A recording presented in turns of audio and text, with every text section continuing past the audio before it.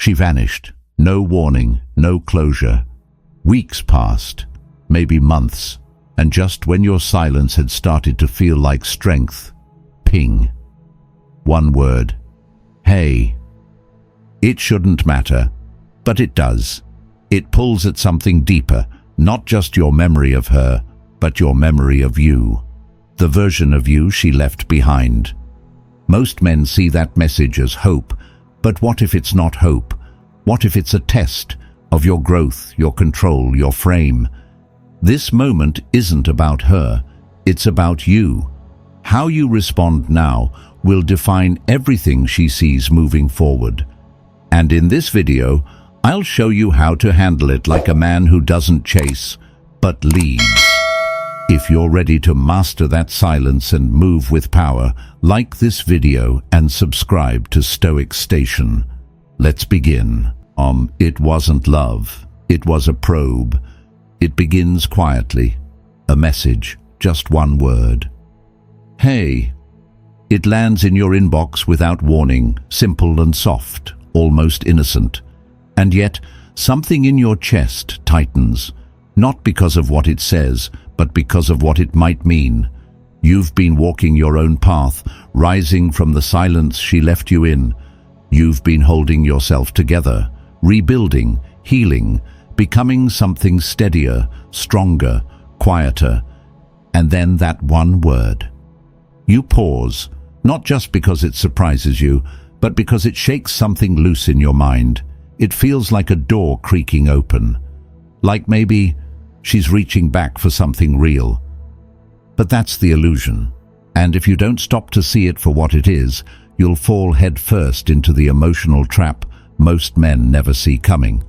That little message is rarely about love. It's a probe, not an invitation, not an apology, not a sign of true change. It's not about reconnection, it's about reconnaissance. She's not returning to rebuild anything meaningful. She's reaching to confirm something far simpler, that she still holds a piece of your attention, that she still exists in the corners of your mind, that your heart still trembles at her voice, that your silence wasn't strength, it was waiting. You see, when someone walks away and leaves you in the dark, your healing isn't just about moving on. It's about detaching from the identity you held when she was still part of your story. And when she returns, even casually, that identity gets tested, not because she's trying to love you again, but because she's trying to see if you're still reachable. She might be bored or lonely. Maybe the man she left you for didn't become who she hoped he'd be, or perhaps she just scrolled past a photo of you, looking leaner, more grounded, more magnetic, and it stirred something inside her. Not sorrow, not longing, but something more self-centered. Curiosity, jealousy, a sense of losing control. And this is where the hard truth lands like a stone. She might not want you back. She might just want to know she could have you back, if she wanted to. That's not intimacy. That's ego maintenance. You've got to understand the psychology behind it. For some women, especially those who are emotionally perceptive, checking in on a man they left isn't about revisiting connection. It's about measuring influence. Can she still affect your day? Can she still interrupt your peace with a single word? Can she still pull emotional energy from you without offering anything in return? When she says, hey, it's not the sound of a heart reopening. It's a fishing line cast into still waters to see if the fish still bites. And here's the painful part. Many men do. They see it as a breakthrough. They interpret it as remorse. They want to believe that the distance made her realize something profound. But more often than not, the only thing the distance created was an empty space she now wants to test. Not to fill, but to see if it still belongs to her. This is not about demonizing her. It's about understanding motive. Not every message deserves your hope. Not every ping from the past should be seen as a signal of love returning. Because love doesn't whisper in vague words. Love doesn't re-enter your life like a shadow. It walks through the front door with clarity and intent. So when that message comes, and it will, pause. Don't rush to reply. Don't let your heart take the wheel while your mind sleeps. Because this moment is not a gift. It's a test of your growth, of your grounding, of whether you've truly let go, or whether her ghost still lingers inside the man you've worked so hard to become. Remember this: she's not asking if you're ready to begin again. She's checking to see if she still matters. And if your peace is real, she shouldn't. Because the man who's learned to walk alone no longer jumps at echoes from the past. He knows the difference between a message sent in love and a message sent to see if he's still breakable. And this time, he's not. 2. The text trap that most men walk right into. It happens faster than you can explain. Your phone lights up. Her name appears. Maybe it's been weeks, months. Maybe you had just begun to feel okay again. And in a fraction of a second, your heart doesn't just beat. It races. The floodgates open. Your breath shortens. And before your mind has the chance to weigh the moment, your fingers are already moving. You think, this is it. This is the moment I've been hoping for. And just like that, the emotional balance you worked so hard to reclaim is gone, swept away by a single message and your own instinct to answer too quickly.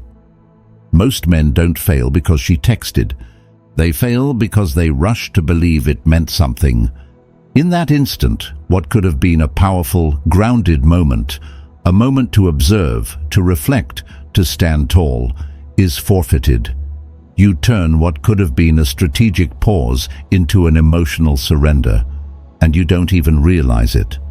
Because your intention may be polite, may even feel sincere, you think responding right away shows maturity, kindness, respect. But to her, consciously or not, your fast reply says something else entirely. You've been waiting, you're still emotionally open, you're still mine to disrupt. And that, right there, is the shift. That is where the polarity collapses. Attraction isn't sustained by comfort. It's sustained by tension, mystery, presence. And when you respond immediately, emotionally, eagerly, you send a signal. You're still playing from the same emotional position she left you in, available, predictable, readable, and predictability kills desire. What most men don't understand is that her message, no matter how casual, how innocent, is often sent not to connect, but to provoke a reaction. It's not the message itself that matters. It's the way you respond that reveals your entire emotional frame. And women, especially emotionally intuitive ones, are masters at reading that frame. They don't just read what you say. They read the urgency in your reply, the speed, the tone, the effort, the eagerness that leaks between your words. If she senses even a flicker of desperation masked as friendliness, she knows she still holds power. And the moment she knows where you stand, you lose the one thing that kept her curious: uncertainty. The truth is simple. A man who reacts gives away his position. A man who pauses makes others question theirs. And no, this isn't about playing games. It's not about being cold or trying to punish her with silence. This is about preserving your dignity, your clarity, and your emotional center. Because the cost of instant gratification is steep. When you reply too soon, too emotionally, you place your self-worth into the hands of someone who once walked away from it. You reopen a door she closed. You give her a window into your emotional vulnerability before she's earned that view again. But a man who has done the inner work, he moves differently. He doesn't respond from a place of need. He responds, if at all, from a place of composure, calm, choice. He doesn't need to rush because he no longer lives in emotional scarcity. He knows that silence isn't emptiness, it's strength. He knows that waiting doesn't mean fear, it means control, and that his ability to pause isn't avoidance, it's command. You have to ask yourself in that moment, are you replying because you genuinely want to understand her intent? Or are you replying because her attention feels like oxygen after months of holding your breath? If it's the latter, you're not ready to speak. You're still healing, and that's okay, but it means your silence matters more than your words right now. Let her wonder. Let her sit with the weight of your growth. Because when you're no longer easily accessed, she sees a new version of you, one that doesn't belong to the past, one that isn't waiting, one that doesn't flinch. A man who slows down, not because he's indifferent but because he's deliberate, becomes magnetic. He doesn't chase understanding, he requires it, and from that stillness, he leads. Because real power doesn't announce itself. It doesn't rush. It chooses when and if to speak. The man she didn't expect to return to. She sends the message. Maybe it's late at night. Maybe she's been scrolling through her memories. Or maybe it's after she saw something, your photo, your progress, your absence, that stirred a question in her chest she didn't know how to answer. And in that moment, she assumes you'll be the same. That the version of you she left still lingers, still eager, still wounded, still hoping. She's expecting the man who was always available, the one who wore his heart on his sleeve, who responded too quickly, who chased after clarity even when it cost his dignity. The man who over-explained, over-justified, over-gave. But what she doesn't realize is that man no longer lives here. You've changed. Not in the surface-level way that some people pretend to after a breakup. You've changed from the inside out. Your pain didn't just pass, it was processed. The nights you sat with the silence, they shaped you. The mornings you woke up alone and chose to show up for yourself anyway, they made you.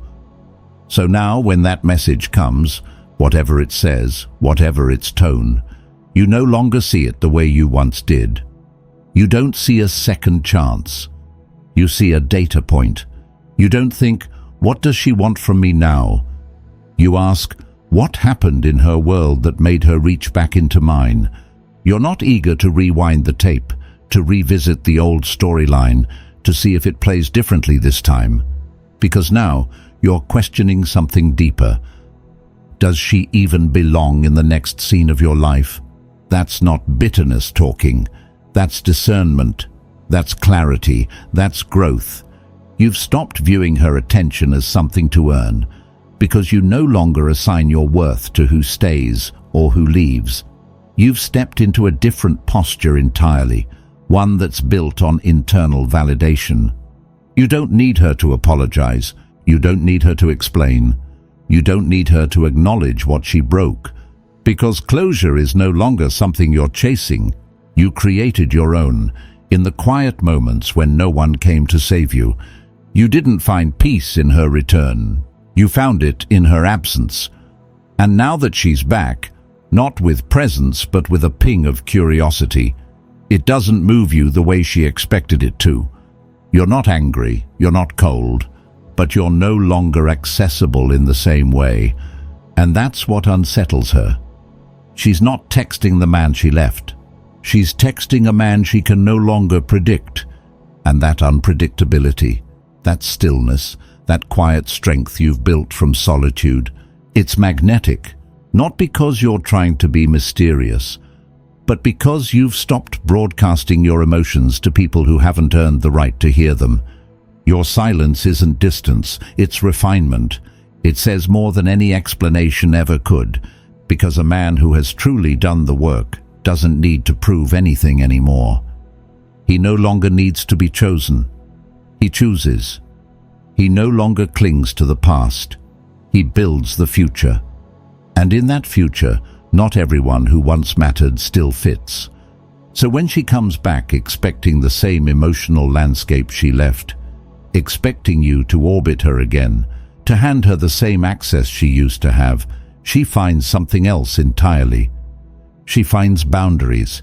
She finds stillness. She finds a man who's not waiting to be rescued or revalidated. And suddenly, she realizes she's not the one in control anymore. That realization, it's not spoken, it's not shouted, it's felt in the space you no longer fill with explanations, in the confidence you wear like armor, in the calm tone of a man who no longer fears losing what once hurt him. You've become the man she didn't expect to return to, not because you've hardened, but because you've grown. And now, you don't need her to come back to feel whole. You were already whole before she reached out. That's what makes you dangerous. That's what makes you different. And that is what makes her unsure for the first time. 4. Responding like a man who leads.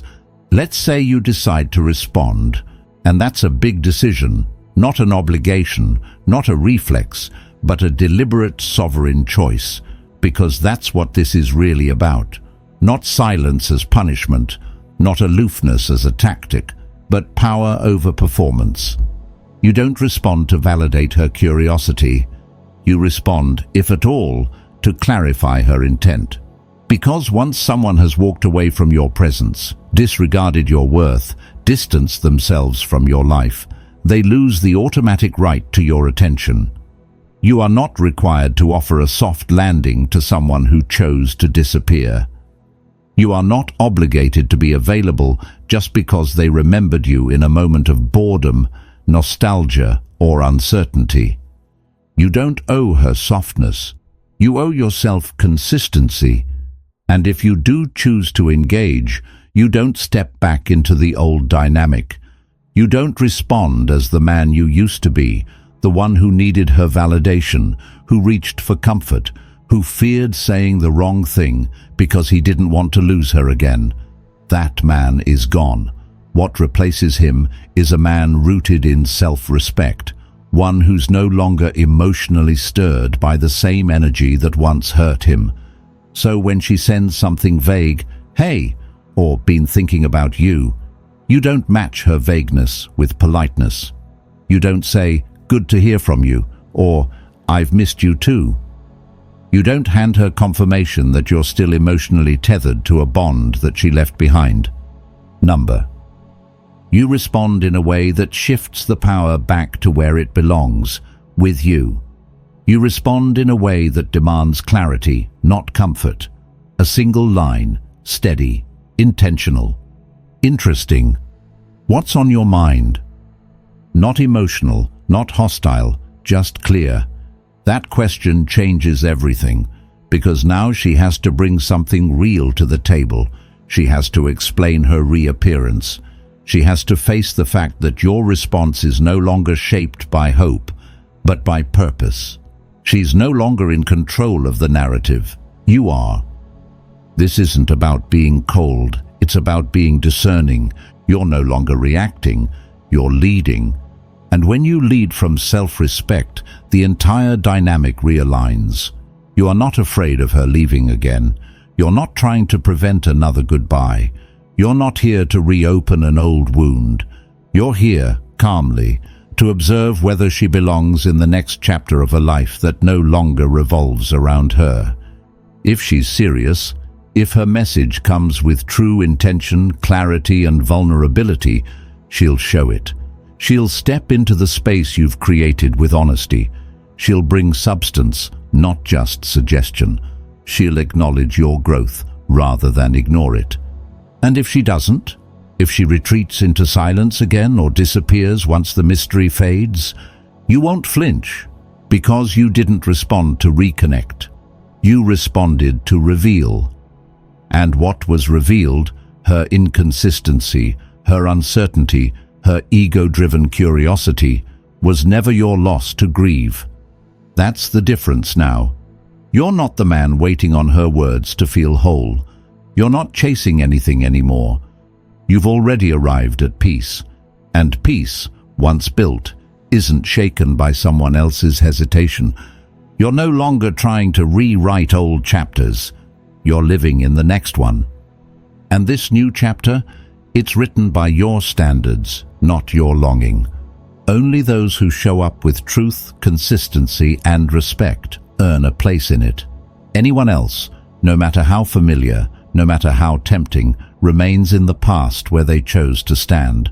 So if you choose silence, it's not avoidance, it's power. If you choose to respond, it's not to rebuild, it's to assess. Because now your time, your peace, your energy, they're sacred, and anyone who enters your life again will have to meet you at your level, not the level they left you at.